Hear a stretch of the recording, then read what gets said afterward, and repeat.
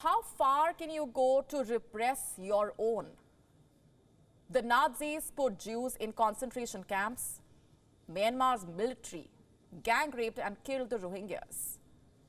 In Iran, women are being shot in their faces, breasts and genitals. What's their fault? In one word, dissent. These women dared to question the clerical regime, and now the regime is going to extreme lengths to repress them, to deter others from walking down the same road in protest.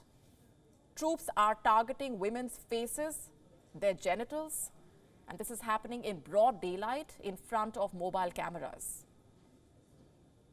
Iranian medics have told The Guardian that the wounds of women protesters are very different from those of the men. The men are being shot in their backs, their legs and buttocks. But women are coming to hospitals with shotgun wounds in their faces and their genitals. These are not coincidences, mind you. These are not stray bullets hitting women's private parts. These women are being shot there from a close distance. Security forces are scarring their faces. They are scarring some women so that everyone else watching them can feel the pain.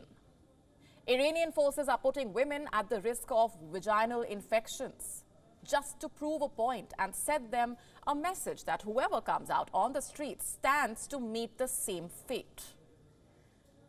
One of the protesters told a medic that when she was out protesting, when security agents had surrounded her and they shot her, aiming specifically at her genitals and her thighs. Iran cannot be allowed to get away with this. Yes, Iran is well within its rights to maintain public order or to prevent social disruption, but using excessive force against protesters cannot be justified. The Iranian regime cannot repress women for exercising their freedom of expression. It's a crime, a human rights violation, and the world must hold Iran accountable. Because look at what the United Nations Human Rights Commission says. Law enforcement officials shall not use firearms against persons except in self-defense or defense of others against the imminent threat of death or serious injury.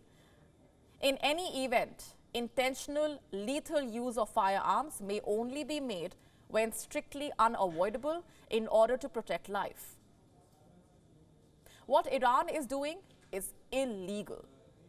The weapons it is using to shoot the protesters are illegal as well. Iranian forces are using what is called a bird shot.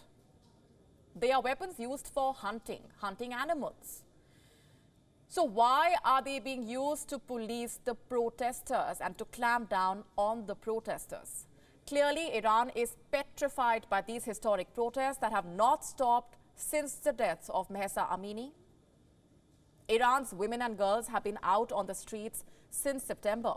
They have been taking off their hijab, chopping off their hair in protest, chanting woman life freedom, and calling for an end to this clerical regime. School girls are taking on the country's most powerful.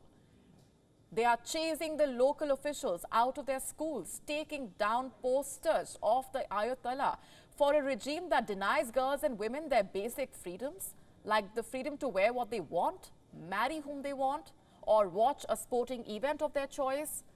This sight of bravery is too bitter a pill to swallow. So the regime is coming down on the protesters as hard as it can. Young people are being blinded. Hundreds of protesters have reportedly lost their eyesight. They were all shot at close range. Some were shot in both their eyes at point-blank range. At least 400 ophthalmologists from Iran have now written a letter alerting the higher-ups about the crisis. At least 6 death sentences have been given out, and 1 person has been executed. These are deterrents which the Iranian regime hopes will be able to kill these protests. Just a quick reminder here, the protest started in September with the death of Mahsa Amini. She was a 22-year-old Kurdish woman.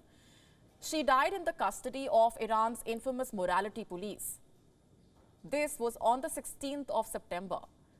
It has been almost 3 months, and in these last 3 months, protesters have come out on the streets every single day.